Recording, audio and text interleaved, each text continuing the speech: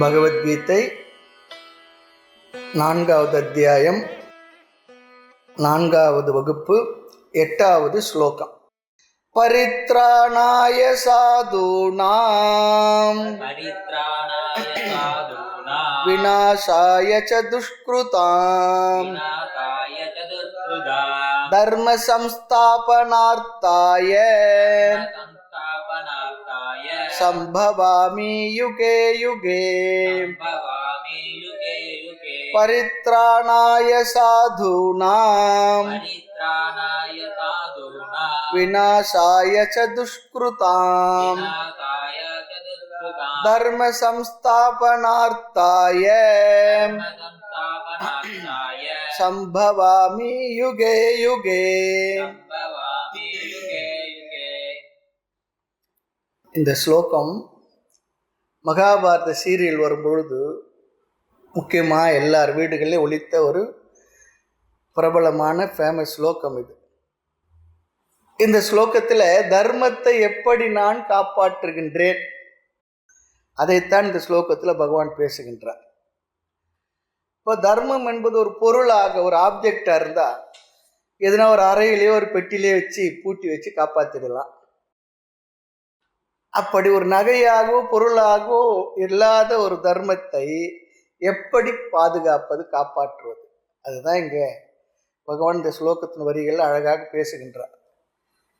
யார் தர்மத்தை காப்பாற்றுகின்றார்களோ, தர்மத்தை கடைபிடிக்கின்றார்களோ, யார் தர்மப்படி வாழ்கின்றார்களோ அவர்களை காப்பதன் மூலமாக தர்மத்தை நான் காப்பாற்றுகின்றேன் சொல்றார். அப்போ அதர்மத்தை அழிப்பதென்றால் எப்படி? யார் அதர்மிகளாக இருக்கின்றார்களோ, அதர்மத்தை பின்பற்றுகின்றார்களோ அவர்களை நாசம் செய்வதன் மூலமாக அதர்மத்தை நான் அழிக்கின்றேன். இதுதான் இந்த ஸ்லோகத்தில் நாம் தெரிஞ்சுக்க வேண்டிய சாரமான கருத்தாக பகவான் பேசுவது. அதுக்கு ஒரு உதாரணம் சொல்லுவாங்க. ஒரு கலை இருக்குன்னு, சிற்பக்கலையோ அல்லது ஓவியக்கலையோ ஏதோ ஒரு கலை. அந்த கலையை காப்பாற்றணும்னா கலைஞர்களை காப்பாற்ற அந்த கலையானது காப்பாற்றப்படும். அதுபோல் ஒரு மொழியை காப்பாற்ற வேண்டும் என்றால் மொழி அறிஞர்களை, அது சம்ஸ்கிருதமோ தமிழோ எந்த மொழியாக இருந்தாலும் மொழி அறிஞர்களை, புலவர்களை காப்பதன் மூலமாக அந்த மொழியானது காப்பாற்றப்படும். அதுபோல தர்மத்தை காப்பது என்பது தர்மத்தை கடைபிடிப்பவர்களை காப்பதன் மூலமாக தர்மத்தை காப்பாற்றுவது.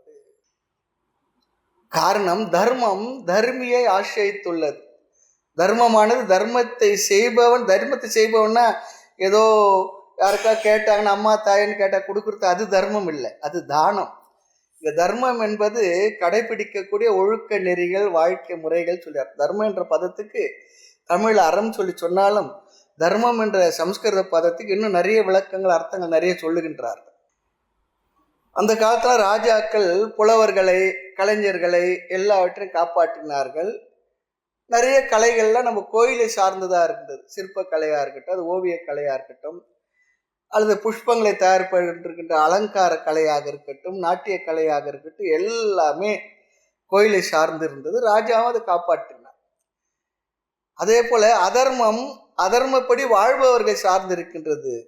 அப்போ பகவான் என்ன செய்கின்றாராம்? சாதுக்களை பாதுகாத்து அதர்மம் செய்பவர்கள் அழிப்பது இவனுடைய வேலை, நோக்கம் சொல்லி இந்த ஸ்லோகத்தை சொல்றார். அதே ஸ்லோகத்துக்குள்ள போய் பார்க்கலாம். ஸ்லோகம் பரித்ராணாய சாதுனாம். சாதுனாம் சொல்லி சொன்னா தர்மப்படி வாழ்பவர்கள் சொல்லி இங்க அர்த்தம். சாதுன்னா சன்னியாசின்னு சொல்லி அர்த்தம் இல்லை, தர்மப்படி வாழ்பவர்கள். இந்த காலத்துல நம்ம பார்க்கிறோம், சுவாமின்னு சொல்லி சொல்ல ரொம்ப நல்ல சுவாமி, ஒரு அப்ஜெக்டிவ் வேண்டியது இருக்கு. சாதுனால் ரொம்ப நல்ல சாது, சாதுன்னா வார்த்தை போதும், ரொம்ப நல்ல சாது அப்படி சொல்ல வேண்டியதா இருக்கு.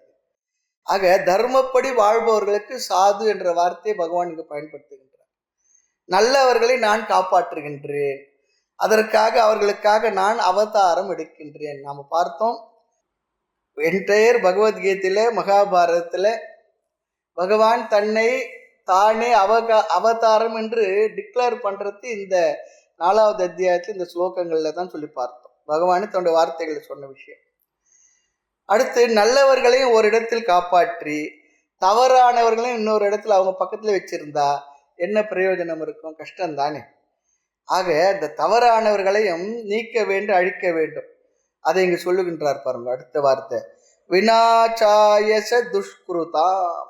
வினாச்சாயச நாசம் செய்வதற்கு, அழிப்பதற்கு. யாரை? துஷ்கிருதாம் பாபம் செய்பவர்களை, அதர்மம் செய்பவர்களை, அக்கிரமம் செய்பவர்களை நாசம் செய்வதற்காக, சாதுக்களை காப்பாற்ற அதர்மம் செய்பவர்கள் அழிப்பதற்காக. இப்படி செய்தால் என்ன நடக்கும்? ரெண்டாவது சொல்றார் பாருங்க. தர்ம சம்ஸ்தாபனார்த்தாய. சம்ஸ்தாபனம் சொல்லி சொன்னா நிலைநாட்டுதல் அர்த்தம். எஸ்டாப்ளிஷ் பண்றது, நிலைநாட்டுதல். அர்த்தாய சொல்லி சொன்னா அதற்காக. எதை நிலைநாட்டுதல்? தர்மக, தர்மத்தை நிலைநாட்டுவது, ஒழுக்க நெறிகள் முறைகளை நிலைநாட்டுவது. தர்மம் சொல்லி சொன்னா சட்டம் எல்லாம் தர்மம் தான். எது சரியா அதுதானே சட்டம், அதுதான் தர்மம். ஆக தர்மம் சொல்லி சொன்னா தர்மத்தை நிலைநாட்டுவதற்காக என்ன செய்கின்றேன்? சம்பவாமி யுகே யுகே. சம்பவாமி சொல்லி சொன்னா நானே என்னை பிறப்பித்து கொள்கின்றேன். நாமெல்லாம் நம்முடைய கர்ம வினையினால பிறக்கின்றோம். பகவான் தன்னைத்தானே பிறப்பித்துக் கொள்கின்ற. அவருடைய பிறவிக்கு கர்மம் காரணம் இல்லை என்பதெல்லாம் நம்ம விரிவா விளக்கமா சென்ற 7 ஸ்லோகங்களில் நல்லா பார்த்திருக்கின்றோம். அடுத்து எப்பொழுதெல்லாம் பிறக்கின்றாராம்? யுகே யுகே. யுகே யுகே சொல்லி சொன்ன நேரடியா அர்த்தம் எடுத்துக்கிட்டா ஒவ்வொரு யுகத்தில் என்று பொருள் வரும். இங்கே யுகே சொல்லி சொன்னா அந்த அர்த்தம் இங்க இல்லை. யுகே யுகே சொல்லி சொன்னா எந்தெந்த காலத்தில் அவசியமோ அந்தந்த காலத்தில் என்னை நானே பிறப்பித்துக் கொள்கின்றேன். ரெலவெண்ட் டைம் சொல்லி அர்த்தம். அந்தந்த காலத்தில் தேவையான பொழுது என்னை நானே உத்தாரணம், என்னை நானே தோற்றுவித்துக் கொள்கின்றேன். அப்படி இல்லாம ஒவ்வொரு யுகத்துல சொல்லி சொன்னா ஒரு யுகத்துல ஒரு முறை தோன்றிவிட்டால் அதோட முடிஞ்சிடுச்சு, அடுத்து தோன்ற மாட்டார், அர்த்தம் வந்துடும். அப்படிலாம் இல்லைன்னு சொல்லி இங்க நம்ம அர்த்தம் பார்க்கின்றோம். ஆக எப்பொழுதெல்லாம் அதர்மம் மேலோங்கி இருக்கின்றதோ, தர்மம் கீழ் இருக்கின்றதோ, அப்பொழுதெல்லாம் நான் என்னையே பிறப்பித்துக் கொள்கின்றேன். அதற்காக நான் எடுக்கின்ற சரீரம் தான் அவதாரம். எழுகடல் மணலை அளவிடு நரிது எனதிடர் பிறவி அவதாரம். இந்த அருணகிரி சுவாமிகள் சொல்றது. எல்லாருமே அவதாரம் தான். சரீரம் எடுத்து அதே ஒரு அவதாரம் தான். நம்முடைய பிறவிக்கு காரணம் கர்மா, பகவானுடைய பிறவிக்கு காரணம் அவர் செய்த கர்மா இல்லை. உலகத்தில் தர்மத்தை நிலைநாட்டுவதற்காக வெளிப்படுகின்ற ஒரு சக்தி. இந்த அவதாரம் என்பதற்கு நான் இன்னொன்று கூட பார்த்தோம். இப்பவே கூட இயற்கையில ஏதோ ஒன்று ஒரு மாதிரி மாற்றம் வந்தால் அந்த மாற்றத்தை சரி செய்து கொள்வது இன்னொரு சக்தி ஒன்று வரும். அது புயலாக வரலாம், சுனாமியாக வரலாம், வேற மாதிரி வரலாம். அது போல இந்த எக்கலாஜிக்கல் இம்பேலன்ஸ் சொல்றாங்க பாருங்க. அப்போ பேலன்ஸ் பண்றதுக்காக ஒரு சக்தி அதுல இருந்து உற்பத்தியாக அது சமப்படுத்தும். அது போல உலகத்தில் ஏற்படுகின்ற இந்த தர்மத்தினுடைய வேறுபாடுகளை களைவதற்காக, அதர்மத்தை அழிப்பதற்காக, தர்மத்தை நிலைநாட்டுவதற்காக ஒரு சக்தியானது உலகத்தில் தோன்றினால் அதற்கு பெயர் தான் அவதாரம். அப்படியும் ஒரு அர்த்தத்தை நம்ம பார்த்தோம். அடுத்து இங்கே ஒரு கேள்வி வருமா, என்ன? பகவானும் கூட ஒருவரை அழிக்கின்ற வேலையை செய்வாரா? இப்போ நன்மை தீமையுமாகின்னு பகவானை சொல்லும் பொழுது பகவானா நன்மையைத்தான் செய்பவர், தீமை செய்யாதவர் ஒரு எண்ணம் நமக்கு இருக்கு. அப்போ பகவான் தீமையும் செய்வாரா? நன்மை தீமை ரெண்டும் அவரா இருக்குமா அப்படி சொல்லி சொன்னார். அது தத்துவத்தில் வேற மாதிரி விளக்கம் சொன்னால் இந்த இடத்துல நம்ம ஒரு கருத்தை பார்க்கலாம். அதுக்கு ஒருத்தர் ரொம்ப அழகான ஒரு உதாரணம் சொன்னார். இதெல்லாம் சென்ற வகுப்புல பார்த்த கருத்து தான் ஞாபகப்படுத்திக்கிறதுக்காக. ஏன்னா ஒரு மாசத்துக்கு மேல ஆகுது இந்த ஸ்லோகத்தை ஆரம்பிச்சு நிறைவு பண்ணலை. ஏன்னா அந்த கருத்தையும் பார்த்து நிறைவு பண்ணல. ஒருவரை கொள்வதற்காக ஏதோ ஒரு ஆயுதத்தை எடுத்து செல்கின்றார். இன்னொருவர் என்ன பண்றார்? அந்த ஆயுதத்தை கொண்டு செல்பவனை தடுக்கின்றார். தடுக்கும் பொழுது அந்த ஆயுதத்தினால அவருக்கு தடுத்தவருக்கு காயம் ஏற்பட்டு விடுகின்றது. இருந்தாலும் அவனை அப்படியே விட்டு இருந்தா என்ன பண்ணியிருப்பான்? இன்னொருத்தரை வெட்டி இருப்பான், அல்லது அவனை வெட்டின பிற்பாடு அவன் சௌகரியமா இருக்க முடியாது, வேற ஏதோ ஆகி விடுவான், ஜெயிலுக்கு எதனா போக வேண்டியது வந்துடும். 2 பேருக்கும் நாசம் வரும். ஆகவே தடுப்பவருடைய நோக்கம் என்ன? அவனை அந்த தீய செயலில் தடுப்பது, அடுத்து அவனையும் அவன் காப்பாற்றி கொள்ள வேண்டும். அதற்காக தடுக்கின்றார் அந்த தீய செயலை. அதே போல பகவான் அதர்மிகளை நாசப்படுத்துவது எதற்காக என்றால் அவனுடைய அதர்மத்தை செய்வது ஸ்தூல சரீரத்தை எடுத்து விடுகின்றார். இனி இந்த ஸ்தூல சரீரத்தில் நீ இருக்காதே, இருந்தால் இன்னும் பாபம் செய்து நீ உன்னை வீணாக்கி கொள்வாய். ஆக இந்த பிறவியில் உன்னை நான் விடுவித்து விடுகின்றேன், அடுத்த பிறவி எடுத்து நன்மையை செய்து மேலோங்கி வா என்பதாக இந்த இடத்துல ஒரு அர்த்தத்தை அழகாக விளக்க ஆசிரியர்கள் சொல்லுகின்றார்கள். சாய்ஸும் தரார். அடுத்த பிறவி பிறந்து நீ நல்லதை செய்து இன்னும் மேன்மை அடைவாயாக. ஆக நம்முடைய ஸ்தூல சரீரத்துக்கு காரணம் பாப புண்ணியம். ஸ்தூல சரீரம் ஜீவாத்மாவுக்கு கருவியாக இருக்கின்றது. ஜீவன் என்கின்ற எனக்கு இந்த ஸ்தூல சரீரம் ஒரு இன்ஸ்ட்ருமெண்ட். இதை பயன்படுத்தி என்னை நான் உய்வித்து கொள்ள வேண்டும். இந்த உடலே நமக்கு ஒரு கருவி தான். எப்படி பேனா, பென்சில், இது போல கிளிப் எல்லாம் ஒரு கருவியோ உபயோகத்துக்கு, அது போல இந்த ஜீவர்களுக்கு உடல் ஆனது ஒரு கருவி. ஆனா திருக்குறள்ல திருவள்ளுவர் உடம்பு மிகை என்றார் ஒரு இடத்துல. தத்துவ ஞானத்தை புரிஞ்ச பிற்பாடு இந்த உடலும் கூட ஒரு எக்ஸ்ட்ரா லக்கேஜ் தான் சொல்றார். அப்படி புரியணுமே. ஆக உடலில் ஆரோக்கியம் இருக்க வரை தான் எதுவுமே செய்ய முடியும். நன்மையும் செய்யறதுக்கு ஆரோக்கியம் வேணும், பாபத்தை செய்வதற்கு உடல்ல பலம் வேணும். ஆக புண்ணியமும் பாபமும் செய்வதற்கு ஆதாரமாக இருக்கக்கூடிய கருவி இந்த உடம்பு தான். கையில் வலிமை அற்று போய்விட்டால் ஒரு காரியத்தை செய்ய முடியாது.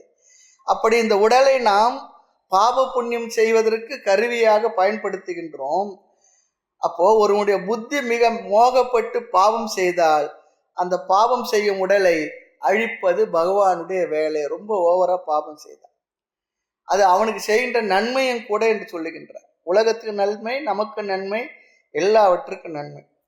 ஆக பகவானுக்கு யார் மேலும் துவேஷம் கிடையாது, விருப்ப வெறுப்பு இல்லாத, வேண்டுதல் வேண்டாமை இல்லான்னு சொல்றார் வள்ளுவரும் கூட. அப்படி இருக்கும் பொழுது அவருக்கு யார் மேல வேண்டியவன் வேண்டாதவன் அப்படி லோக்கல் அரசியல்வாதிகள் போல அவர் இல்லை பகவான். அப்படி இருந்து அவர் ஒரு லோக்கல் பாலிட்டிஷியன் போல ஆயிடுவார். ஆக பகவானுக்கு யார் மீதும் துவேஷம் கிடையாது, அவர் கருணாமூர்த்தி.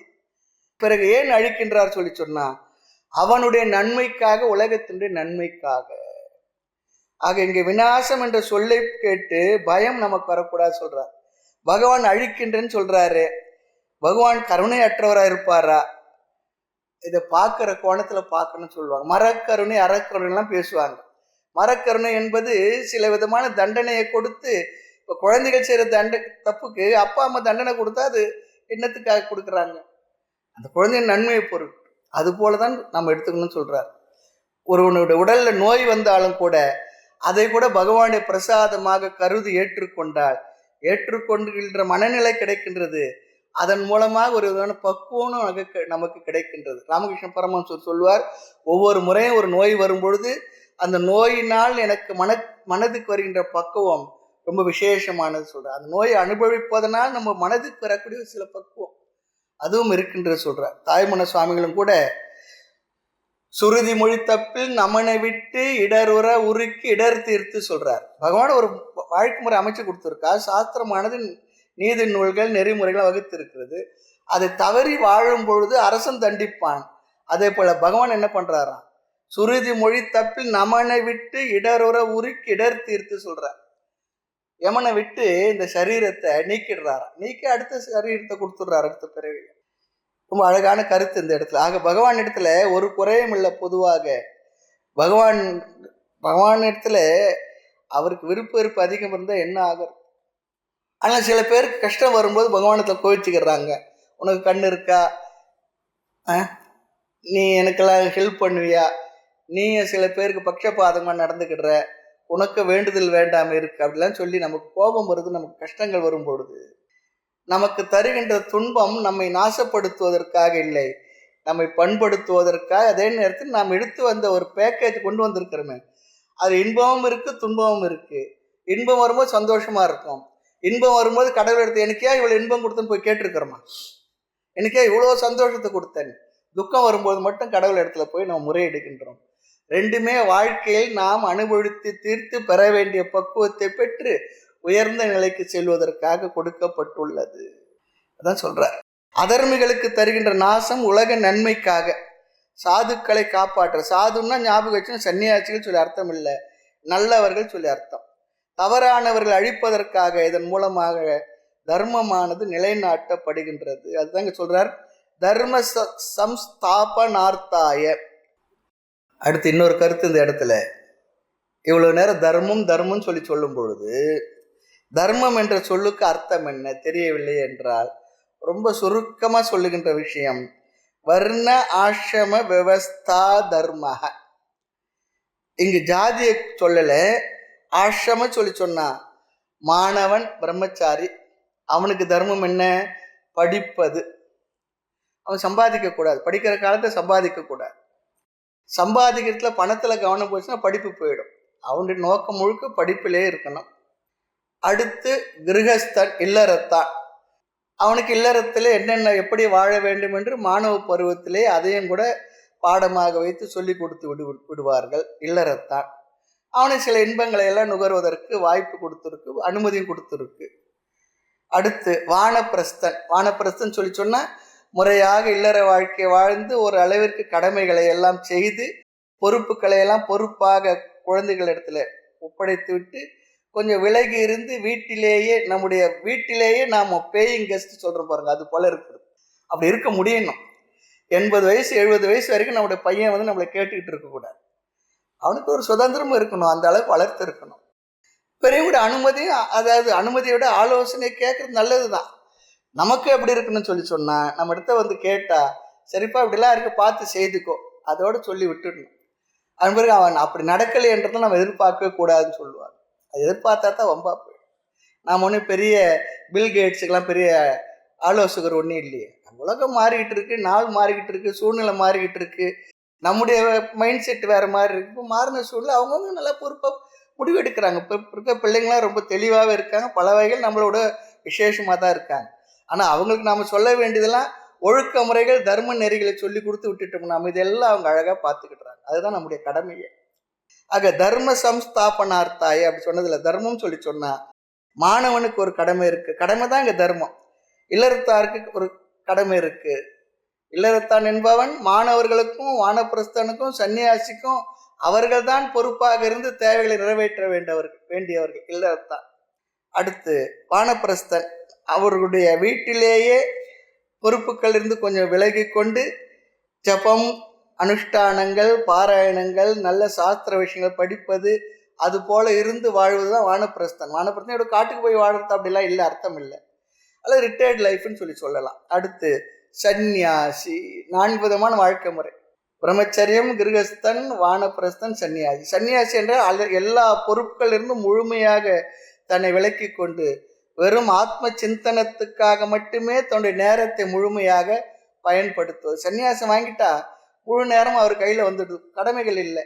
அந்த நேரத்தை என்ன பண்ணுறது? சாஸ்திர விசாரத்துக்காக பயன்படுத்தி உயர்ந்த லட்சியமாகிய மோட்சத்தை அடைவதற்கான முயற்சிக்குரிய வாழ்க்கை முறை சந்நியாசம். சந்நியாசம் சொல்லி சொன்னா சமயக்கு நியாசம், முழுமையாக அனைத்திலிருந்து விடுபட்டு விடுவது. அடுத்து இங்க தர்மம் சொல்லி சொன்னா பிறர் கடமையில் தலையிடாமல் இருக்கின்ற தன்னுடைய கடமையை மட்டும் செய்வது தர்மம். இந்த இடத்துல பிறருடைய செயல்களில் கடமைகள் தலையிடாமல் நம்முடைய கடமையை மட்டுமே நாம் ஒழுங்காக முறையாக செய்வது. அவரவர் கடமை அவரவர் ஒழுங்காக செய்யறது. தவம் செய்வார் தம் கர்மம் செய்வார் சொல்லி சொல்வார். அதுதான் தர்மம். ரொம்ப அழகான வார்த்தைகள் இதெல்லாம். ஆக மற்றவர்கள் கடமையில் தலையிடாமல் தனக்கென்று அமைந்த இருக்கின்ற கடமையை, தர்மத்தை செய்வது தர்மம். சன்னியாசி வியாபாரம் செய்யாமல் இருத்தல் ஒரு வார்த்தை சொல்றார். சன்னியாசி வியாபாரம் பண்ணக்கூடாது, பணம் சம்பாதிக்கக்கூடாது. அவருக்கு அது வேலை இல்லை. அதுக்கு சன்னியாசம் எடுத்துக்க வேண்டிய அவசியம் இல்லை. சில நேரத்தில் சன்னியாசம் எடுத்துக்கிட்டு வேற வியாபாரம்லாம், ஊதுவத்தி, அந்த வியாபாரம், இந்த வியாபாரம், ருத்ராட்ச வியாபாரம், வேற ஏதோ பார்த்துக்கிட்டு இருக்குது. அதெல்லாம் பண்ணக்கூடாது. சன்னியாசியுடைய வேலை என்னென்ன? அவனுடைய அனுஷ்டானி குரு நமக்கு சன்னியாசி மூலமாக சொல்லி கொடுத்துருப்பார், அதை மட்டுமே செய்வது. ஆக பிறர் தர்மத்தை, பரதர்மத்தை, பிறர் கடமையை செய்வதை விட ஸ்வதர்மத்தில் சாவதே மேல் என்ற ஒரு வார்த்தை பகவான் பயன்படுத்தி விடுகின்றார். அதுக்காக ஸ்வதர்மத்தை செய்து செத்துப்போன்னு சொல்லல, அதை விட இது உயர்ந்தது சொல்றார். சாதலும் கூட உயர்ந்தது, பிறருக்கு ஈதல் இயலாத பொழுதுன்னு சொல்லி பகவான், அதாவது குரல்ல சொல்றது போல, பிறருக்கு உன்னால் கொடுக்க முடியலன்னா கூட முடியவில்லை என்றால் அதை விட உயர்ந்தது சாகத்தை விட செத்து போயிடலான்றார் ஒரு வகையில். அதுக்காக செத்து போயிட்டுன்னு சொல்ல, கம்பேர் பண்ணி சொல்றதுக்காக சொல்ற வார்த்தைகள் இது கூட. ஆக யாருமே அவரவர்கள் கடமையை செய்யவில்லை என்றால் என்ன ஆகும்? உலகத்துல அவரவர்கள் கடமை, அப்பா கடமை அப்பா செய்யணும், அம்மா கடமை அம்மா செய்யணும், வாத்தியார் கடமை வாத்தியார் செய்யணும், டாக்டர் கடமை டாக்டர் செய்யணும், அரசியல்வாதினா தலைவர் கடமையை செய்யணும். அவங்கவுங்க அந்தந்த கடமையை செய்தால் உலகமானது ஒரு ஹார்மோனியா இயங்கிக்கிட்டு இருக்கும். தர்மம் என்பது ஒரு ஹார்மோனியா உலகம் இயங்குவதற்கான ஒரு நெறிமுறை, அவ்வளவுதான். வேற ஒன்றும் பெருசா ஒன்றும் அர்த்தம் எடுத்துக்க வேண்டாம். ஆகவே யாருமே அவருடைய கடமையை செய்யவில்லை என்றால் உலகம் சீராக நடைபெறாது. உலகம் சீராக நடைபெறுவதற்குரிய சில நியமங்களுக்கு பேர் தான் தர்மம். அது மனிதர்களுக்கு இருக்கு, இயற்கைக்கு இருக்கு, எல்லாருக்கும் இருக்கு. ஆக இது பொதுவாக சொல்லுவாங்க, வெளிநாட்டில் சொல்லுவாங்களாம், ஒருத்தருக்கு லஞ்சம் கொடுத்தா செய்யக்கூடாது செய்வாராம். ஆனா இந்திய தேசத்துல நம் நாட்டுல அவங்க செய்ய வேண்டியதை செய்யறதுக்கு லஞ்சம் கொடுக்கணும். ஆக பகவான் ரொம்ப அழகா சொல்ற, அவர்களுடைய கடமையை செய்யாததுதான் அதர்மம். அதே நேரத்தில் இன்னொன்னு இருக்கு, யாரும் சுகத்தை அனுபவிக்க வேண்டாம், போகங்களை அனுபவிக்க வேண்டாம் என்று சாஸ்திரம் எங்கேயுமே சொல்லலை. ஒரே ஒரு வார்த்தையை சொல்லிடுது, ஒரு ஸ்பீட் பிரேக்கர் போல. எல்லா இன்ப நுகர்வுகளும் சுகங்களும் போகங்களுக்கும் தர்மம் ஒரு அதாவது படிக்கல்லாக இருக்கட்டும், ஆதாரமாக எல்லாம் தர்மமா இருக்கட்டும் சொல்லிடுறாங்க. தர்மம் தான் அங்க எல்லாத்தையும். அதான் சாஸ்திரம் சொல்லு, என்ன ஒன்னா நீ இன்பத்தை அனுபவித்துக்கொள், அது தர்மப்படியா இருக்கட்டும், முடிஞ்சு போச்சு. அந்த தர்மத்தை விட்டு ஒருவன் முழுமையான போகங்களில் ஈடுபட்டான்னு சொல்லி சொன்னா அது அவனுக்கே கூட கேடுதான். ஆக தர்மப்படி இல்லாத சுகம் அதர்மம் சொல்லிடுறார். தர்மப்படி இல்லாத சுகம் அதர்மம். அப்படி அதர்மம் அதிகரிக்கும் பொழுது நான் பிறக்கின்றேன் அதர்மிகளை அழிப்பதற்காக சொல்றார். இந்த ஸ்லோகத்துடன் அவதாரத்தை பற்றிய பகவான் தன்னுடைய கருத்தை நிறைவு செய்கின்றார் இந்த 8வது ஸ்லோகத்துல. சரி, இந்த கருத்து ஏன் வந்தது சொல்லி கேட்டால், அர்ஜுனன் ஒரு கேள்வியை கேட்டுட்டான். என்ன? பகவான் சொன்னார், இந்த உத்தமமான உயர்ந்த இந்த ஞானத்தை, தத்துவ விசாரத்தை, விளக்கத்தை நான் ஆதியில் சூரிய தேவனுக்கு, விவஸ்வான் என்று சொல்லக்கூடிய சூரியனுக்கு, ஆதித்யனுக்கு சொன்னேன்னு சொன்னார். அப்ப அர்ஜுனனுக்கு ஒரு சந்தேகம் வந்துடுது. நீங்க இப்ப பிறந்து இருக்கிறீங்க, ஏறக்குறைய ஒரு சம வயதுல இருந்துகிட்டு இருக்கீங்க, நீங்க ஆதியில சூரியனுக்கு சொல்லி சொன்னா இப்பொழுது தோன்றிய நீங்கள் சிருஷ்டியின் ஆரம்பத்தில் தோன்றிய சூரிய தேவனுக்கு எப்படி நீங்கள் உபதேசம் செய்திருக்க முடியும்? இதை நான் எப்படி புரிந்து கொள்வது? இதுதான் இங்க அர்த்தம். நீங்க என்ன கப்சா விடுறீங்களா? மெட்ராஸ் பாஷையெல்லாம் கேட்கல, பொய் சொல்றீங்களா கேட்கல, ரொம்ப அழகா சொல்றான். நான் இதை எப்படி புரிந்து கொள்வது? பகவான் அதற்கு பதில் சொன்னார், உனக்கும் எனக்கும் பல ஜென்மங்கள் கடந்து விட்டது, போயிருக்கு. நீ பல பிறவி பிறந்திருக்கிற, நானும் பல அவதாரங்கள் எடுத்திருக்கின்றேன். ஆனால் நான் எடுத்த அவதாரங்கள் அனைத்தையும் நான் அறிவேன். உன்னுடைய பிறவிகள் எனக்கு தெரியும், ஆனால் உன்னுடைய பிறவி உனக்கு தெரியாது, தெரியவில்லை. அது ரொம்ப முக்கியம், அது ரொம்ப நல்லதும் கூட. நாம் என்னென்ன பிறவிகள் எடுத்தோம் என்பதை நமக்கு பகவான் அழகா மறைச்சு வச்சிருக்கார். அது அறிவதில் பெரிய பிரயோஜனம் இல்லை. எதையெல்லாம் அறிய வேண்டாம் என்று பகவான் நினைச்சாரோ அதையெல்லாம் நாம் அறிய வேண்டாம் என்று பகவான் நமக்கு மறைச்சு வச்சிருக்கார். தெரிஞ்ச என்ன ஆகும்? சென்ற பிறவில இருக்கிறதெல்லாம் ஞாபகம் வந்தா, நம்ம இருக்கிற வீட்டில் அல்லது நம்முடைய அப்பா, நம்முடைய மகன் அல்லது உறவுக்காரர், எதிர் வீட்டுக்காரங்க, அவங்களெல்லாம் ஞாபகம் வந்தா, கடன் கொடுத்துருப்போம், கடன் வாங்கியிருப்போம், அல்லது சென்ற ஜென்மத்தில் ஆடா பிறந்திருப்போம், மாடா பிறந்திருப்போம், வேற எதேதோ பிறந்திருப்போம். அதெல்லாம் ஞாபகம் வந்தால் நம்ம அமைதியாக வாழ முடியும். அதனால பகவான் சிலதெல்லாம் நமக்கு தெரிந்து கொள்ள வேண்டாம் என்பதற்காக மறைச்சு வச்சிருக்கார். அதோட இந்த பிறவியில் என்ன ஞாபகங்கள் இருக்கோ அதோட நம்ம வாழ்ந்துட்டு போகணும். நிறைய பேருக்கு முன் பிறவியில் நான் என்னவா இருந்தேன் தெரிஞ்சுக்கணும் ஆர்வம் அவசியம் இல்லை. ஆனால் இங்கே சொல்றார், என்னுடைய பிறவிகள் அல்லது நீ எத்தனை பிறவி பிறந்தா என்பதெல்லாம் எனக்கு தெரியும், உனக்கு அது தெரியாது. நான் அவதார புருஷனாக இருக்கின்ற காரணத்தினால் நான் அனைத்தும் அறிவேன். சூரிய பகவானுக்கு நான் அப்பொழுது கூறினேன். எந்த அவதாரத்துல எப்பொழுது நான் சொன்னேன் இங்க பகவான் சொல்லல, ஆனா நான் கூறினேன் என்பதை மட்டும் சொல்றாரு. இங்க ஏதோ ஒரு அவதாரத்தை சொல்லி இருக்கின்றார். அதைத்தான் நான் இந்த அவதாரத்தில் சூரிய தேவனுக்கு அப்பொழுது நான் என்ன ஞானத்தை கொடுத்தேனோ, உயர்ந்த உத்தமமான மேலான இந்த தத்துவ ஞானத்தை இப்பொழுது இந்த அவதாரத்தில் கிருஷ்ணனாக இருந்து கொண்டு உனக்கு இந்த ஞானத்தை உபதேசித்து கொண்டிருக்கிறேன் அர்ஜுனா. அதுதான் இங்க நான் பார்த்தோம் அந்த கருத்துக்களை. அது இங்க நிறைவு செய்கின்றார். பிற்பாடு அவதாரம் என்றால் என்ன அதையும் பார்த்தோம். எந்த விதமான கர்ம பந்தமும் இல்லாத ஈஸ்வரனாகிய நான் தர்மத்தை காத்து அதர்மத்தை அழிப்பதற்காக எடுத்துக்கொள்கின்ற சரீரம் தான் அவதாரம். ரொம்ப சுருக்கமா பார்த்தோம்னா என்று சொல்லி நிறைவு செய்தார். இந்த அத்தியாயத்திற்குள்ள முதல் 8 ஸ்லோகங்கள் அவதாரத்தை பற்றி, அவதார நோக்கத்தை பற்றிய கருத்துக்களை முழுமையாக கூறி முடித்திருக்கின்றார். இனி முழு பகவத்கீதையில் அவதாரத்தை பற்றிய கருத்து வேற எங்கேயுமே வரப்போறதில்லை. 700 ஸ்லோகத்துல இனி கீதையினுடைய தத்துவமானது தொடர்கின்றது. இந்த அத்தியாயத்தினுடைய கருத்தாகிய ஞான கர்ம சந்நியாச யோகம், அந்த கருத்து இனி விளக்கப் போகின்றார். 9வது ஸ்லோகம். ஜென்ம கர்ம சமே திவ்யம்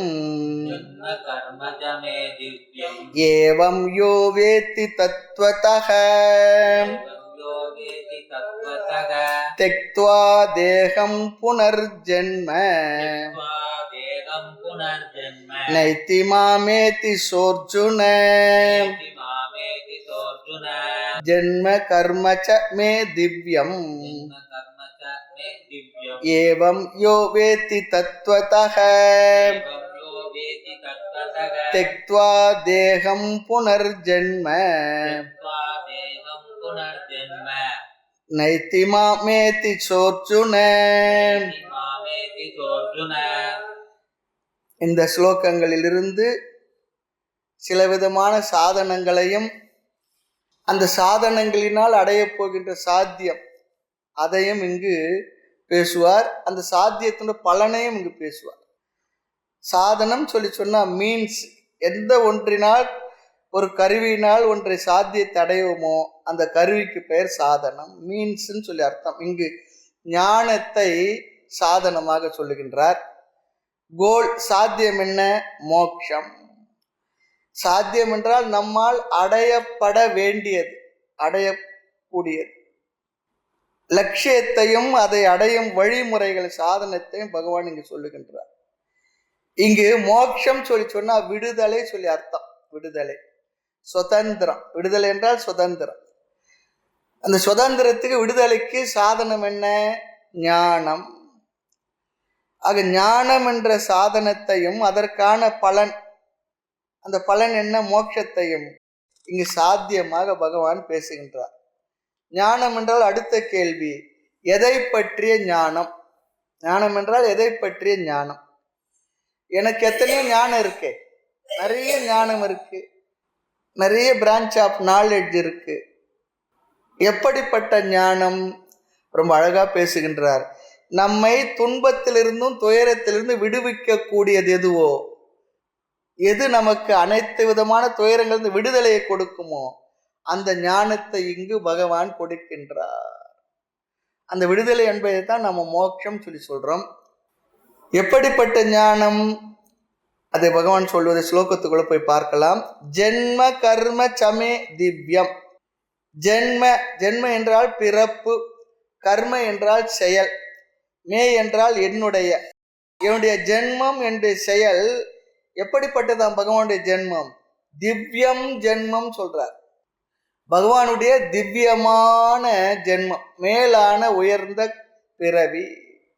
உண்மையில் பகவானுடைய ஜென்மத்துக்கு தான் என்ன சொல்லணும்? பர்த்டே கொண்டாடணும்னு சொல்றார். ஆமா, பர்த்டே என்பது ராமநவமி, கிருஷ்ண ஜெயந்திலாம் கொண்டாடுறோம் பாருங்க. உயர்ந்த மேலான செயல்களை செய்ய வந்த பிறவிக்கு தான் ஜென்மன்னு சொல்லி பேர். அதுதான் சொல்றார். நாம் எல்லாம் பாப புண்ணியத்தை செலவு செய்வதற்காக பிறக்கின்ற பிறவி, கர்ம பந்தத்தினால் ஜென்ம பந்தம். ஆக உண்மையான திவ்யமான ஜென்மம் பகவானுடையது.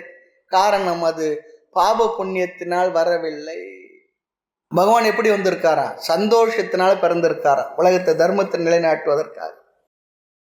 ஒருத்தர் கேட்கிறார், நம்முடைய பிறகு நம்ம சந்தோஷமா வந்திருக்கிறோம், சந்தோஷமா பிறந்திருக்கிறோம். ஒரு பழைய பாட்டு, சினிமா பாட்டு, பிறக்கும் போதும் அழுகின்றான், இறக்கும் போதும் அழுகின்றான், ஒரு நாளேனும் கவலை மறந்து சிரிக்க மறந்தான் மானுடன். ஒரு பழைய சினிமா பாட்டு, சந்திரபாபு பாடினார் நினைக்கிறேன். ஆக என்னுடைய திவ்யமான மேலான புனிதமான என்னுடைய ஜென்மத்தை இங்கு நான் சொல்கின்றபடி உபதேசம் செய்தபடி யக வேத்தி, யார் அறிகின்றார்களோ, இந்த திவ்யமான ஜென்மம் என்ன, என்ற செயல் என்ன என்பதை வேத்தி அறிகின்றார்களோ. அடுத்து முக்கியமான ஒரு வார்த்தை பாருங்க, எப்படி அறிகின்றார்களோ? தத்துவத்தக, உண்மையில் இந்த ரகசியத்தை உள்ளபடி யார் அறிகின்றார், இன் ரியாலிட்டின்னு சொல்றார். அதுதான் இந்த இடத்துல இன்னொரு சின்ன ஒரு கிளாரிஃபிகேஷன் இருக்கு. பொதுவாக படிக்கிறது வேற, புரிந்து கொள்வது வேறு. அது அப்படிதான் இருக்கு. காதுல கேட்கறதெல்லாம் படிக்கிறதெல்லாம் அறிவாகணும் என்ற அவசியம் இல்லை. ஆகவே இங்க ரொம்ப அழகா சொல்றார், தத்துவத்தக என்ற வார்த்தையை பயன்படுத்துறார். உண்மையாக உள்ளபடி யார் அறிகின்றார்களோ, அறிகின்றார்கள். 2வது வரியில் அப்படிப்பட்டவர்களுக்கு என்ன கிடைக்குமா?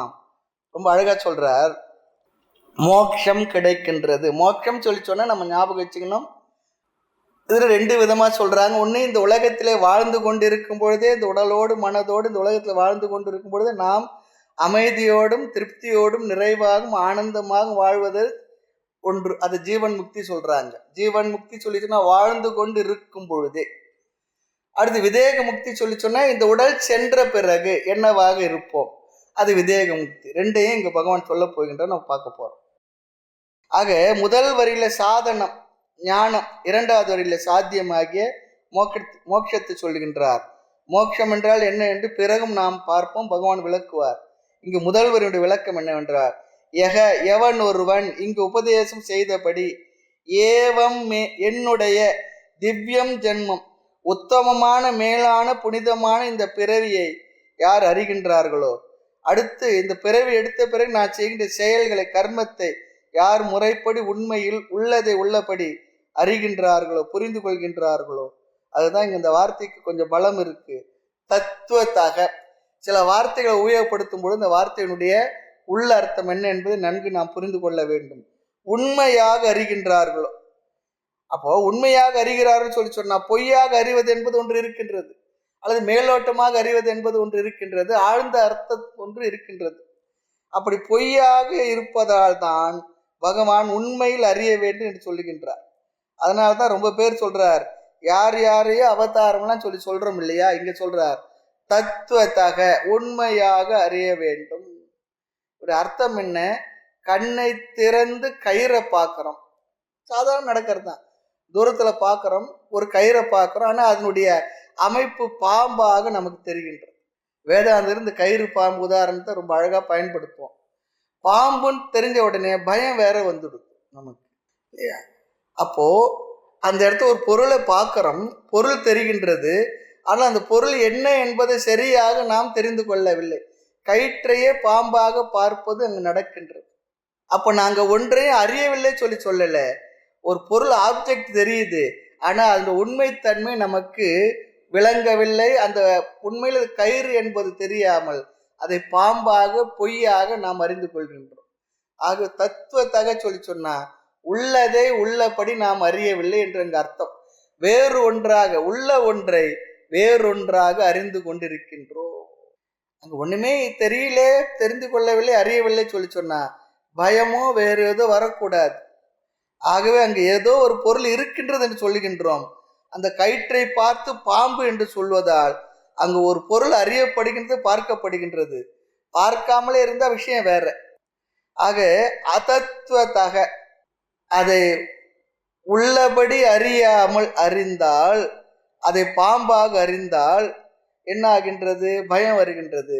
பிறகு அது பாம்பு இல்லை கயிறு என்று தெரிந்த பிறகு நமக்கு அந்த பயமும் போகின்றது. உள்ளதை உள்ளபடி உணர்ந்து கொள்கின்றோம். அப்படி உள்ளதை உள்ளபடி கயிறு என்று அறிவதைத்தான் இங்கு பகவான் சொல்லுகின்றார். தத்துவத்தக வேத்தி, அதை அவ்விதம் அறிதல், தவறாக புரிந்து கொள்ளாமல் சரியாக புரிந்து கொள்ளுதல்.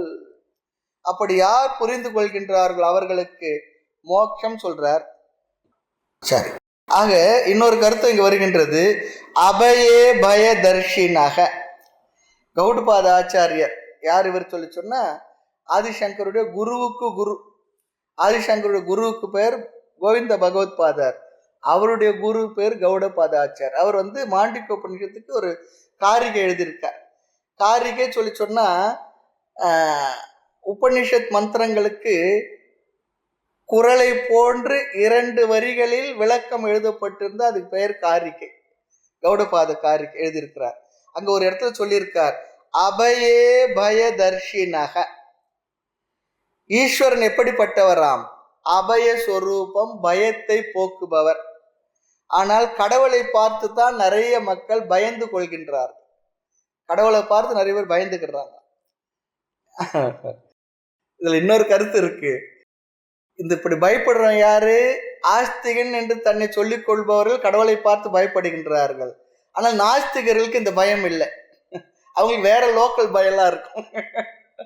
ஆஸ்திகனுக்கு கூடுதல் ஒரு பயம் என்ன, கடவுளை பார்த்து பயந்துக்கிறது. அது செய்யலைன்னா இது செய்யலைன்னா கடவுள் கண்ணை குத்திடுவாரோ அவருக்கு அதுவா வேலை? அப்படி கண்ணை குத்தணும்னா உலகத்தில் இருக்கிற 3/4 பேர் கண்ணு.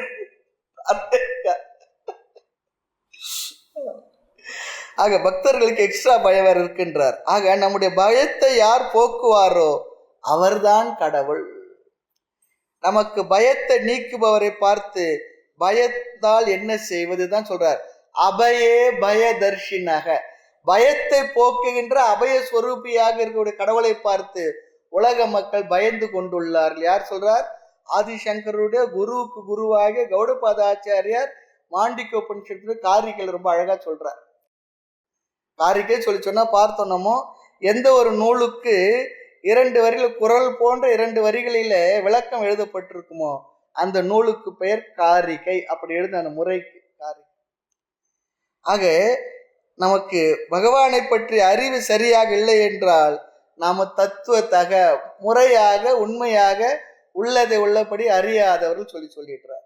விபரீதமாக புரிந்துள்ளன்னு சொல்றார். இன்னொன்று இருக்கு, புராணங்கள்ல வரக்கூடிய கதைகள், புராணங்கள் வரக்கூடிய உருவங்கள் அல்லது சொர்க்க நரகத்தை பற்றிலாம் சொல்லியிருக்கு. அதெல்லாம் பார்த்து நம்ம பயந்துக்கிட்டு இருப்போம். நம்ம அந்த குழந்தைங்க சொல்லும் 4 கண்ணை வரான், 2 கண்ணை வரான், மொத்த கண்ணை வரான்னு பயமுறுத்துறா போல கடவுளை பார்த்து பயந்து கொள்வது. ஆக இங்கு பகவானுடைய ஜன்மம் எப்படிப்பட்டதான், அவருடைய செயல் எப்படிப்பட்டது என்று தெரிந்தால் இந்த பயம் எல்லாம் வராதுன்னு சொல்றார். பகவான் தண்டிப்பார் அப்படி சொல்லி ஒரு பயம் இருக்கின்றது. அது ஓரளவிற்கு ஆரம்ப காலத்தில் பயன்படலாம். கடைசி வரையில் அதை நாம் நினைத்து கொண்டு பயந்து கொண்டு இருக்கக்கூடாது. நாம் எப்படி நடக்கணுமோ அப்படி நடந்தோம்னா பயமே இல்லை. ஆக இறைவன் நமக்கு தண்டனை கொடுப்பார் என்றெல்லாம் நாம் நினைக்கின்றோம் இல்லையா? அர்ஜுனனே பகவானுடைய விஸ்வரூபத்தை பார்த்து பயப்பட போறான். நார்மலா நல்ல விஷயங்கள்லாம் வரும்போது சந்தோஷமா பார்ப்பான். எல்லா உலகமும் அவர் உள்ளே சென்று ஒடுங்கும் பொழுது, நாசத்தை பார்க்கும் பொழுது பயந்து கொள்கின்றான். நீங்கள் யார் தான் சொல்லி கேட்டுடுறான். அதனால உங்களுடைய விஸ்வரூபத்தை விட்டுட்டு கிருஷ்ண ரூபத்துக்கு வாங்கன்னு சொல்லிடுறான். அவனே பயந்துக்கிட்டான். ஆக இங்கு உண்மை என்னவென்றால் தர்மத்தை நிலைநாட்டுவது பகவானுடைய செயல். அதை நாம் சரியாக புரிந்து கொள்ள வேண்டும். நாம் முழுமையாக விபரீதமாக இறைவனை பற்றிய உண்மைகளை தன்மைகளை தவறாகவே புரிந்து கொண்டுள்ளோம் சொல்றார். எங்கு பயம் கூடாது அங்கு பயம். பரமஹம்சர் ரொம்ப அழகான ஒரு உதாரணம் ஒன்று சொல்லுவார். ராமகிருஷ்ண பரமஹம்சர் அண்ணன் என்ன பண்றாரா, தங்கச்சி முன்ன ஒரு முகமூடியை போட்டு வரானா, வரும்பொழுது தங்க பயந்துக்கிறாராம் வேற யாரோ சொல்லி. பிற்பாடு முகமூடி எடுத்த உடனே என் அண்ணன் தானே சொல்லி அவ பயத்தை விட்டு சந்தோஷமாக அண்ணன் இடத்துல பேசுகின்றார். அது போல பகவானை என்ன பண்றாராம், ஜென்ம என்ற முகமூடியை போட்டுட்டு வரார். எதற்காக? அவர் ஒரு செயலை செய்வதற்காக இந்த பிறவியை எடுத்து கொண்டிருக்கின்றார். ஆக முகமூடியை நீக்குதல் என்பது நம்முடைய அறியாமையை நீக்கி கொள்ள வேண்டும். அறியாமையோடு பார்க்கும் பொழுது பயஸ்வரூபம். ஆகிய காரணம் நமக்கு பகவானுடைய செயல் புரியவில்லை. இந்த இடத்துல இந்த அறியாமையை நீக்குகின்றார். உண்மையான தன்னுடைய செயலை இங்கு நமக்கு புரியும்படி பேசுகின்றார். அந்த அறியாமை நீக்குவதுதான் தத்துவத்தாக வேத்தி. உண்மையில் பகவான் எப்படி இருக்கின்றாரோ அப்படி அறிபவர்கள். அடுத்த கேள்வி பாருங்க, பகவான் உண்மையில் எப்படித்தான் இருக்கின்றார்? உலகத்துல பொதுவா இருமையில் இருந்தா பயம் வரும்னு சொல்லுவாங்க. எங்கெல்லாம் பேர் ஆஃப் ஆப்போசிட். உலகத்துல எல்லாம் இருமையோடு கூட தான் இருக்கின்றது. இருமையில் இருந்தா நம்ம பயம் வருகின்றது. ஒன்று இருக்க இன்னொன்று வந்தாலே பயம்தான். ஒன்று இருக்க ஒன்று வந்தால் என்று அமைதி இல்லை. இது போல ஒன்று இருக்க இன்னொன்று வந்ததுன்னா நமக்கு அப்பாற்பட்டு இரண்டாவதாக ஒன்று இருந்தால் பயம் வருகின்றது. இங்கு பகவானை நமக்கு அப்பாற்பட்டு இருப்பதாக புரிவதால் பயம் வருகின்றது. பிறகு எப்படி புரிந்து கொள்ள வேண்டும் என்றால் பகவானை ஆத்மாவாக, நானேயாக, தானேயாக புரிந்து கொள்ள வேண்டும். இரண்டாவதாக ஒன்று இல்லை என்று புரியும் பொழுது இந்த பயமும் சென்று விடுகின்றது. அப்படி பயம் போவதைத்தான் அபயம். எல்லா கோயிலும் சுவாமிங்களுக்கு சுவாமி 2 கை வச்சிருப்பார். ஒன்று அபயஹஸ்தம், ஒன்று உபயஹஸ்தம் சொல்லுவார். என்னை நீ சரணடைவதா உனக்கு கிடைப்பது அபயம் சொன்னா, உனக்கு முழுமையாக பயத்தை நீக்கி நான் உனக்கு விடுதலையை கொடுத்து விட்டேன். இங்கே மோட்சத்துக்கு பெயர் கூட அபயம் சொல்லி, அபயம் என்பது மோட்சத்துக்கு ஒரு லட்சணமா சொல்லுவார். ஜனகருக்கு உபதேசம் செய்த யாக்ஞவல்கர் ரொம்ப அழகா சொல்றார். அபயம் வை பிராப்தோசி ஜனகாக. ஜனகனே நீ அபயத்தை அடைந்து விட்ட அப்படின்னு என்ன அர்த்தம்? மோட்சத்தை நீ அடைந்து விட்டாய். ஜனகன் சத்திரிய ராஜா, அவருக்கு என்ன பயம் இருக்குன்னா, உலகத்தை பற்றி பயம் இருக்காது, இருந்தாலும் கூட அங்க அபயத்தை அடைந்து விட்டா சொல்லி சொன்னா, நீ மோட்சத்தை அடைந்து விட்டா சொல்லுவார். அந்த இடத்துல நம்ம பார்க்கலாம். அப்பவே மோட்சத்துக்கு ஒரு லட்சணமாக அபயத்தை சொல்லுவார்கள். ஆகவே ரொம்ப அழகா இங்க சொல்றார், நமக்கு அந்நியமாக இன்னொரு பொருள் இருந்து விட்டால் நமக்கு பயம் வந்து விடும். ட்ரெயின்ல பார்க்கலாம், ட்ரெயின்ல ஏறி உட்காந்துருப்போம், புதுசாக யாருன்னா வந்திருப்பாங்க. முதல்ல நம்ம விசாரிச்சு உட்காந்த உடனே எங்க எந்த ஊர் நீங்க எங்க இறங்கணும்னு கேட்டுருவோம். ஏன்னா நமக்கு பின்னால இறங்கினா பயம் இல்லை, முன்ன இறங்கிட்டா நம்ம பைய எடுத்துட்டு போயிட்டு என்ன பண்றது, அது ஒரு மாதிரி தெரிஞ்சு எடுத்துட்டு போகலாம், தெரியாம எடுத்துட்டு போகலாம், அது இருக்கத்தானே இருக்கும். அதனால முழிச்சுட்டு உட்காந்துக்கிட்டு இருப்போம். ஆக இங்க ரொம்ப அழகா சொல்ற, பகவான் நமக்கு அந்நியமாக நினைச்சாதான் பயம் வருது. பகவானை நாம் ஆத்மாவாக, நானேயாக, அகமாக, தானேயாக புரிந்து கொண்டார். எனக்கு அந்நியமாக இல்லை, இருப்பது ஒன்றுதான், அந்த ஒன்றேயாக நான் இருக்கின்றேன் என்று புரிந்து கொண்டார். பகவானை பற்றிய பயமானது சென்றுவிடும். ஆனா அதற்கெல்லாம் என்ன பண்ணும்? இந்த அறிவு வருவதற்கு இங்க பகவத்கீதையிலேயே 13வது அத்தியாயம் வரைக்கும் பயணம் பண்ணணும். இப்ப நம்ம பார்ப்பது 4வது அத்தியாயம். 13வது அத்தியாயத்துல கஷேத்திரஜ விபாக யோகத்துல ரொம்ப அழகா விளக்கமா சொல்ல போறார். உபநிஷதங்கள்ல கூட பார்க்காத சில விதமான கடினமான கருத்துக்களை எல்லாம் 13வது அத்தியாயத்துல பகவான் வச்சிருக்காரு, அங்க பார்க்க போகின்றோம். ஆக ஜீவ ஈஸ்வர ஐக்கியத்தை, நானும் இறைவனும் உடல் அளவில் வேறாக இருந்தாலும் கூட உண்மையில் தத்துவ திருஷ்டியில் ஒன்றுதான், ஏகமேவ என்று யார் அறிகின்றார்களோ அவர்களே உண்மையில் என்னுடைய தன்மையை உள்ளபடி அறிந்தவர்கள். உள்ளதை உள்ளபடி அறிந்தவர்கள் சொல்றார். உள்ளபடி எல்லாம் உள்ளபடி காணே, இது தாய்மலரும் ஒரு இடத்த உபயோகப்படுத்துவார். உள்ளபடி எல்லாம் உள்ளபடி, எது எப்படி இருக்கோ அப்படியே தெரிந்து கொள், நீ அது மேல என்னென்னது ஏற்றி வச்சு நீ சூப்பர் இம்போஸ் பண்ணாதன்னு சொல்றார். இருக்கிறத இருக்கிறபடி தெரிஞ்சுக்கோ அப்படின்னு என்ன அர்த்தம்? இந்த உலகத்தையே இறைவனுடைய சொரூபமாக அறிவது தான் உள்ளது உள்ளபடி அறிவது, தத்துவத்தாக. சித்வாம்சம் அழகா தான் சொல்லுவார். இந்த உலகத்தையே பார்த்து தான் இறைவன் எங்கன்னு கேட்கிறோம். ஞானி இந்த உலகத்தையே பார்த்து கொண்டிருக்கும் பொழுது இந்த உலகத்தை இறைவனாக பார்க்கின்றார். அப்ப பார்க்கின்ற பார்வையில் அவர்களுக்கு கிடைத்த மாற்றம் என்ன? நமக்கு அவங்களுக்கும் நம்ம கண்ணு தான், அவங்களுக்கு நம்மளை போல மனசு தான், எல்லாம் நம்முடைய சரீரம் போல தான், இந்த உலகமும் அப்படிதான் இருக்கும். அவர்களுக்கு இந்த உலகத்தை பார்த்தா மரமாத்தான் தெரியும், செடியாத்தான் தெரியும், கொடியாத்தான் தெரியும், மனிதர்கள், ஆண்கள், பெண்கள், அக்கா, தங்கை, உறவுகள்லாம் அப்படிதான் தெரியும். ஆனா அவர்களுக்கு பார்வையில் மாற்றம் வர காரணம் மனதில் ஏற்பட்ட அறிவு, தெளிவு, புரிதல். அந்த புரிதல் மூலமாக இந்த உலகத்தை பார்க்கும் பொழுது இதற்கு முன்னே வெறும் உலகமா தெரிந்தது, இப்பொழுது அதுவே இறைவனாக அவர்கள் புரிந்து கொண்டார்கள். அதற்கு காரணம் நமக்கு இந்த உலகத்தை பார்க்கும் விருப்பு வெறுப்போடு பார்ப்பது, இது ஆனது இது ஆகாதது. அவர்கள் விருப்பு வெறுப்பை நீக்கி இருப்பதெல்லாம் இறைவனே, அழகான வார்த்தை, இருப்பதெல்லாம் இறைவனே என்று புரியும் பொழுது இந்த உலகமாக அவர்களுக்கு தெரிகின்ற அனைத்தும் இறைவனுடைய விதவிதமான ஒரு சொரூபமே. அதுதான் உள்ளதை உள்ளபடி புரிந்து கொள்வது. இதற்கெல்லாம் நிறைய விதமான கருத்துக்களை எல்லாம் புரிவதற்கு முறையாக நாம இந்த சாஸ்திரங்களை விசாரம் செய்து கீதையும் உபநிஷத்தையும் தெளிவாக புரிந்து கொள்ளும் பொழுது நமக்கும் கூட அந்த பார்வை கிடைக்கும். அதுதான் இங்க சொல்றார், உண்மையில் என்னை யார் உள்ளதை உள்ளபடி அறிகின்றார்களோ அவர்களே உண்மையில் அறிந்தவர்கள். இனி இந்த ஜென்ம கர்ம என்றால் என்ன விளக்கம், சிறு விளக்கம் சொல்றார். ஜென்ம சொன்னா அவர் இந்த ஷரீரத்தை எடுத்து வந்ததுதான் ஜென்ம. அந்த ஷரீரத்தை எடுப்பவர் அவருக்கு முன்ன பாப புண்ணியம் இல்லை. நம்முடைய பிறவிக்கு காரணம் நாம் முன்பு செய்த பாப புண்ணியத்தின் விளைவு தான் இந்த ஜென்மம். அதுல சாஸ்திரங்கள் ரொம்ப அழகா சொல்லி இருக்கின்றது. முதல் கர்மா எப்போ தெரியாது, ஆனா அந்த பிறவிக்கு நாம் செய்த பாப புண்ணியங்களே காரணம். பாபம் அதிகமாக வெளிப்படும் பொழுது பசு பட்சி போன்ற மிருகம் போன்ற பிறவிகள், புண்ணியம் அதிகமாக வெளிப்படும் பொழுது தேவர்கள் போன்ற பிறவிகள், தேவதை பிறவிகள், பாப புண்ணியம் சமமாக வெளிப்படும் பொழுது இந்த மனித சரீரம். இதையும் சாஸ்திரம் அழகா கிளியரா சொல்லிட்டு.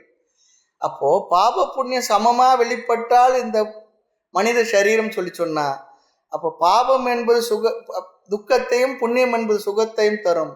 அப்போ பாப புண்ணியத்தினால் ஏற்பட்ட இந்த சரீரத்தில் சுக துக்கமும் சமமாக இருக்கும், நாம் அனுபவித்தே தீர வேண்டும். சில நேரத்தில் நம்ம ஒத்த காலில் நின்னாலும் சுகம் நமக்கு தீரும், எனக்கு வேண்டவே வேண்டாம் துக்கம் சொல்லி சொன்னாலும் நமக்கு துக்கம் வந்துதான் செல்லும். அதுல சில தாரதமியம் இருக்கும். சில பாப புண்ணியங்களுடைய விளைவில் வரக்கூடிய துக்கங்கள்லாம் கொஞ்சமா நம்ம அனுபவிச்சா தீர்ந்து விடும். சிலதெல்லாம் நம்ம பரிகாரம் பண்ணா போயிடுன்ற போல சிலதெல்லாம் சொல்லுகின்றார்கள். இருந்தாலும் கூட சில கஷ்டங்களை நாம் அனுபவித்துத்தான் தீர வேண்டும் என்றால் அனுபவித்துதான் தீர வேண்டியது இருக்கின்றது. ஆகவே இறைவனுடைய பிறவிக்கு காரணம் பாப புண்ணியம் இல்லை, அவர் தன்னைத்தானே பிறப்பித்துக் கொள்கின்றார். திவ்யம் ஜென்மம் சொல்லி சொன்னார். சரி, அவர் பிறந்த பிற்பாடு அவருடைய செயல் என்னவென்றால் ஜெகத் பரிபாலனம், உலக நன்மைக்காக அவர் செயல் அமைந்திருக்கும். அதையும் நாம் புரிந்து கொள்ள வேண்டும். அதனாலதான் சொல்லுவாங்க, அவதார புருஷருடைய செயல்களிலே நாமோ பட்டிமன்றம்லாம் போட்டு விவாதித்து கொண்டிருக்க கூடாது. அவ்வளவுதான். அவர் செய்திருக்கார், அப்படியே ஏத்துக்கிறோம், அவ்வளவுதான். அங்க இது ஏன் பண்ணார் இது ஏன் பண்ணார் அப்படிலாம் பேசி கொண்டிருக்க கூடாது என்பது பெரியவருடைய ஒரு கருத்து. அவதார புருஷர் செய்த செயல் எல்லாமே உலக நன்மைக்காக, அவருடைய விருப்பு வெறுப்புக்காக இல்லை என்று நாம் கடந்து சென்று விட வேண்டும். ஆக கர்ம சொல்லி சொன்னார் ஜெகத் பரிபாலனம், தர்ம ரக்ஷணம். ஆக தர்மத்தை காப்பது பகவானுடைய செயல். ஜென்ம என்றால் அவர் தன்னைத்தானே பிறப்பித்து கொண்ட ஒரு புனிதமான திவ்யமான மேலான சரீரம் தான் இங்க ஜென்மான்னு சொல்லிட்டார். ஆக என்னுடைய மாயையினால் செய்யப்பட்ட திவ்யமான செயலையும் இந்த பிறவியையும் உண்மையில் யார் அறிகின்றார்களோ, உள்ளபடி உள்ளதை யார் அறிகின்றார்களோ அவர்களே என்னை உண்மையில் சரியாக புரிந்து கொண்டவர்கள். முன்பு ஆத்மாவை அறிபவர் மோட்சத்தை அடைகிறார்கள் சொல்லி சொன்னார். இங்கு என்னுடைய திவ்யமான ஜென்மத்தையும் செயலையும் அறிபவர்கள் மோட்சத்தை அடைகின்றார்கள் சொல்லி சொல்றார். அப்படின்னா என்ன அர்த்தம் சொல்லி சொன்னா, இன்னொரு கருத்தும் இருக்கு. இதெல்லாம் அடுத்தடுத்து படிக்க போகின்ற ஸ்லோக கருத்துக்களுக்காக அடித்தளமாக இருக்கக்கூடிய விஷயங்கள். இங்க அர்த்தம் என்னவென்றால், என்னை யார் ஆத்மாவாக அறிகின்றார்கள் அவர்கள் மோட்சத்தை அடைகின்றார்கள் சொல்லி சொன்னா, ஆத்மாவும் ஈஸ்வரனும் வேறு வேறு இல்லை, ஆத்மாவும் ஈஸ்வரனும் ஒன்றே தான். ஆகவே ஆத்மாவை அறிந்தாலும் ஈஸ்வரன் அறிந்தாலும் அது ஒன்றே தான் அறிந்ததாக அர்த்தம். அதுவே உன்னை மோட்சத்தை அடைவித்து விடும் என்று சொல்லுகின்றார். அதுக்கு ஒரு உதாரணம் சொன்னார். பாண்டிச்சேரி சொன்னாலும் புதுச்சேரி சொன்னாலும் ஒன்று தானே, ரெண்டு பேரும் ஒரே ஊரை தான் குறிக்கின்றது. அது போல ஆத்மா என்றாலும் இறைவன் ஈஸ்வரன் என்றாலும் தத்துவ திருஷ்டியில் ஒன்று, விவகார திருஷ்டியில வேறு வேறு இருக்கின்றது. இதெல்லாம் நாம உபனிஷத்தையும் பகவத்கீதையினுடைய அடுத்தடுத்த அத்தியாயங்களை படிக்கும்போது நாம் தெரிந்து கொள்ள போகின்ற கருத்துக்கள். இப்படி யார் அறிகின்றார்களோ, ஜீவனையும் ஈஸ்வரன் என்று இரண்டு பெயர் இருந்தாலும் கூட உண்மையில் இரண்டும் ஒன்றே. அப்படி அறிபவர்களுக்கு என்ன பலனாம்? இரண்டாவது வரையில் சொல்லுகின்றார் பாருங்க, தெக்த்வா தேகம். இங்கு பகவான் விதேக முக்தியை சொல்லுகின்றார். அவர்கள் மோட்சத்தை அடைந்து எப்பொழுது ஷரீரத்தை விட்ட பிறகு, தெக்த்வா தேகம், இந்த ஷரீரம் சென்ற பிறகு. இந்த ஷரீரம் எப்போ போகும்? நாம் எடுத்து வந்த பிராரப்த கர்ம எப்பொழுது முடியுமோ அப்பொழுது முடிந்த உடனே ஷரீரமும் சென்று விடும். வினை போகமே தேகம் கண்டாய், அவ்வினைதான் நில்லாதாயின் தினை போர்ந்த அளவு நில்லாது கண்டாய். பட்டினத்தார் வார்த்தை இது. எவ்வளோ அளவிற்கு நாம் கொண்டு வந்த வினை இருக்குமோ அந்த வினை முடிகின்ற வரை இந்த ஜென்மாவில இந்த ஜீவன் இருக்கும். அந்த வினை முடிந்த அடுத்த ஒரு ஃபிராக்ஷன் ஆஃப் செகண்ட் கூட இருக்காது, சென்று விடும். என்னதான் மருத்துவம் பார்த்தா என்ன பார்த்தாலும் பிராரப்தம், நம்முடைய கர்மா மூன்று விதமா சொல்லுவாங்க. ஏற்கனவே செய்த பழைய வினை அது சஞ்சிதம் சொல்லுவாங்க. அது யார் செய்து? சம்யக்கு ஜிதம், நம்மால் நன்கு செய்து சேகரிக்கப்பட்டதுன்னு அர்த்தம். சஞ்சிதம் அது மொத்தமா இருக்கு. அதுல இருந்து ஒரு பகுதி வெளிப்பட்டிருக்கான், ஒரு தொகுதி இருக்கு, அதுல இருந்து ஒரு பகுதி வெளிப்பட்டிருக்கு. அந்த வெளிப்பட்டதை தான் பிராரப்தம், பிராரப்தம் சொல்லுவாங்க. என்னவோ என் பிராரப்தம் சொல்றோம் பாருங்க, தெரிஞ்சே தெரியாம சொல்றோம். அந்த பிராரப்தம் என்றால் நன்கு ஆரம்பிக்கப்பட்டது. அதுக்கு பேர் என்ன? நுகர்வினை அல்லது நிகழ்வினை. சஞ்சிதம் என்பது பழைய வினை, பிராரப்தம் என்பது நுகர்வினை, நிகழ்வினை. பிறந்த பிறகு நாம் செய்கின்ற செயல்களினால் வருகின்ற விளைவுகள் இருக்கு பாருங்க, அது என்ன? வருவினை அல்லது ஆகாமி. அது ஒரு உதாரணம் சொல்லுவாங்க. ஒரு விவசாயி பெரிய குதிரில் தானியங்களை போட்டு வச்சிருப்பார். கீழ்ப்பகுதியில் கொஞ்சம் எடுக்கிறதுக்கு வழி இருக்கும். ஒரு படி நெல்லை, ஒரு 10 படி நெல்லை கொண்டு போய் ஒரு தானியத்தை வயலில் விதைப்பார். விதைச்சாருன்னா ஒரு நெல் 100 நெல்லா விளைஞ்சு கொடுக்கும். விளைஞ்சு கொடுத்தா என்ன பண்ணுவார்? அதை மறுபடியும் அந்த குதிரைக்குள்ள போட்டிருப்பார். அப்ப அந்த குதிரைக்குள்ள இருக்கிறது என்ன? உரை அல்லது குதிரைன்னு சொல்றோமோ, அதுல இருக்கிறது சஞ்சிதம். அதுல கொஞ்சம் வெளிக்கு எடுத்து நம்ம விளைய வைக்கிறோம் பாருங்க, அதுக்கு பிராரப்தம். அப்புறம் அது போட்டு விளைஞ்சு வர்றது மறுபடியும் என்ன? அந்த விளைவுக்கு பேர் தான் ஆகாமி. அப்போ பழைய வினை, நிகழ்வினை, வருவினை, அது சஞ்சிதம், பிராரப்தம், ஆகாமி. இந்த சஞ்சிதத்திலிருந்து வெளிப்பட்ட வினை அதுல பாவ புண்ணியம் சமமாக வெளிப்பட்டால் அப்பொழுது வருவது மனித பிறவி. மனித பிறவில பாப புண்ணியம் சமமாக வெளிப்பட்டதனால் பாபமானது துக்கத்தையும் புண்ணியமானது சுகத்தையும் கொடுத்தே தீரும். அப்ப வாழ்க்கை என்ன? இன்ப துன்பம் சமமாக வெளிப்படுவதுதான் வாழ்க்கை. இன்பமே அப்படிலாம் இல்லை, துன்பமே என்பதும் இல்லை. ஆனால் அப்பர் பெருமான் பாடினார், இன்பமே என்னாலும் துன்பம் இல்லை சொல்லி பாடினார். அப்ப எப்பொழுது என்றால் தன்னை ஆத்மாவாக புரிந்த பிறகு இந்த வினைகள் எல்லாம் பாப புண்ணிய சுகதுக்கம் எல்லாம் எனக்கு இல்லை, அது உடலை சார்ந்தது, அதை மனசு அனுபவிக்கின்றது. ஆத்மாவாக எனக்கு இல்லை என்பதுதான் இன்பமே என்னாலும் துன்பம் இல்லைன்னு சொல்லலாம். நாம இருக்கும் குடியெல்லாம் நடலையெல்லாம் ஏமாப்பம் பிணியறிவும் பணிவோம் அல்லோம், இன்பமே என்னாலும் துன்பம் இல்லை சொல்லி பாடினதெல்லாம் அந்த அர்த்தத்துல தான் பாடினாங்க. ஆக இங்கு ரொம்ப அழகா சொல்லுகின்றார், தெக்துவா தேகம். இங்கு பகவான் விதேக முக்தி சொல்லுகின்றார். அவர்கள் மோட்சத்தை அடைந்து சரீரத்தை விட்ட பிற்பாடு அவர்களுக்கு வருவது தெக்துவா என்றால் உடலை விட்ட பிறகு புனர்ஜென்ம மீண்டும் பிறப்பை நைத்தி ந ஏத்தி அப்படி சொல்லி படிக்கணும், அடைவதில்லை. அவர்கள் ஸ்தூல தேகத்தை விட்ட பிறகு மீண்டும் பிறப்பதில்லை. பிறகு எங்குதான் அவர்கள் போவார்கள்?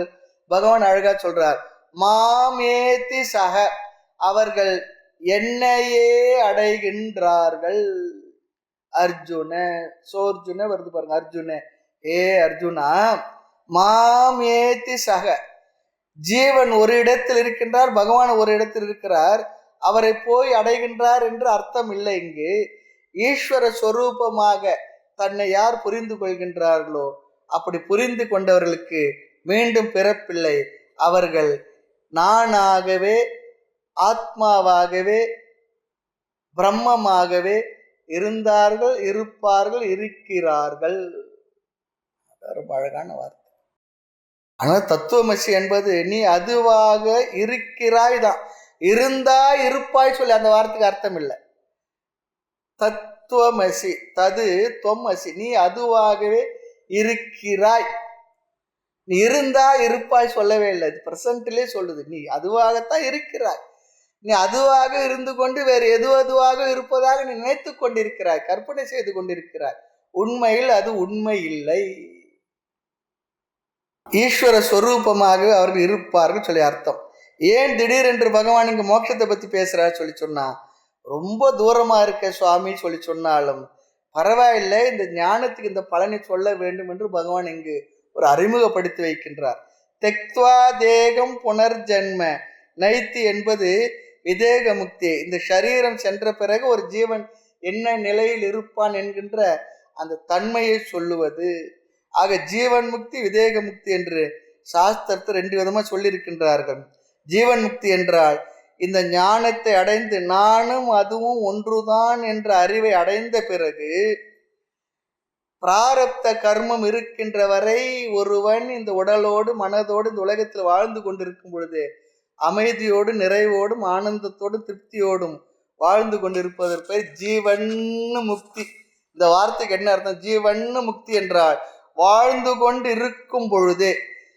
எப்படி வாழ்ந்து கொண்டிருக்கும் பொழுது? இந்த உடலோடு மனதோடு வாழ்ந்து கொண்டிருக்கும் பொழுது.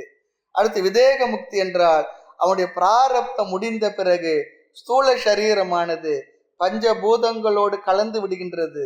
அதுபோல சூக்ஷ்ம சரீரமும் சூக்ஷ்ம பஞ்சபூதங்களில் உருவான மனம் புத்தி சித்தம் சொல்லக்கூடிய இந்த விஷயங்கள் எல்லாம் சூக்ஷ்ம பூதங்களோடு கலந்து விடுகின்றது. சூக்ஷ்ம சரீரம் நம்ம பார்த்திருக்கணும், 19 அங்கங்கள் இருப்பதா பார்த்திருக்கின்றோம். 2வது அத்தியாயத்தை பார்த்துக்கணும். 5 ஞானேந்திரியங்கள், 5 கர்மேந்திரியங்கள், பஞ்ச பிராணன், மனம் புத்தி சித்தம் அகங்காரம் என்கின்ற 4 மொத்தம் சேர்த்தால் 19. இவைகள் எல்லாம் சூக்ஷ்ம பஞ்சபூதங்களை சேர்ந்தது. ஞானம் அடைந்தவுடன் சரீரம் சென்றவுடன் இதுவும் கூட பிராரப்தம் முடியும் பொழுது அந்தந்த சூக்ஷ்ம பஞ்சபூதத்தோடு சேர்ந்து விடும். பிறகு ஆத்மா என்ன ஆகின்றது என்றால் வேறொரு சரீரத்தில் பிறக்காமல் பிரம்மஸ்வரூபமாக இருக்கும். அதைத்தான் பகவான் இங்கு மாமேத்தி என்னை அடைகின்றார்கள் சொல்லி சொன்னார். இதை கேட்டவுடன் நமக்கு ஒரு சந்தேகம் வரும். அது எப்படி ஒருவன் திடீரென்று போய் பகவானை அடைய முடியும் சுவாமி? நாம் என்னென்னோ சாதனங்கள்லாம் சொல்லி கொண்டிருக்கின்றீர்களே அப்படி சொன்னா பகவான் ரொம்ப அழகாக சொல்லி முடிக்க போகின்றார். எப்படி ஒரு சாதகன் படிப்படியான சாதனங்களை செய்து தன்னை இந்த துயரங்களிலிருந்து விடுவித்து கொள்ளப் போகின்றான். பொதுவா நான் இந்த உடலில் இருப்பவன் ஜீவன் நினைக்கின்ற வரை நான் வேறு, இறைவன் வேறுதான்.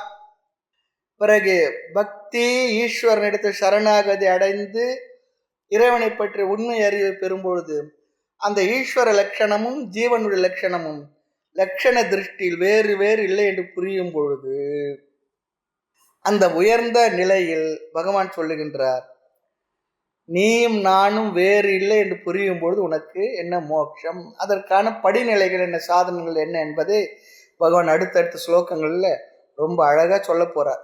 சாதாரண சாமானிய நிலையிலிருந்து படிப்படியாக நம்மை உயர்த்துவதற்கான சாதனங்களை ஆரம்பத்திலிருந்து மோட்சம் வரை படிப்படியாக சொல்ல போகின்றார். இனி அடுத்த ஸ்லோகம் அடுத்த வகுப்பிலே பார்க்கலாம். மூர்த்தி எல்லாம் வாழி, எங்கள் மௌன குரு வாழி, அருள் வார்த்தை என்றும் வாழி, அன்பர் வாழி பராபரமே. ஓம் பூர்ணமத பூர்ணமிதம் பூர்ணாத் பூர்ணமுதச்யதே பூர்ணஸ்ய பூர்ணமாதாய பூர்ணமேவாவசிஷ்யதே. ஓம் சாந்தி சாந்தி சாந்தி. ஹரி ஓம். ஸ்ரீ குருப்யோ நமஹ. ஹரி ஓம்.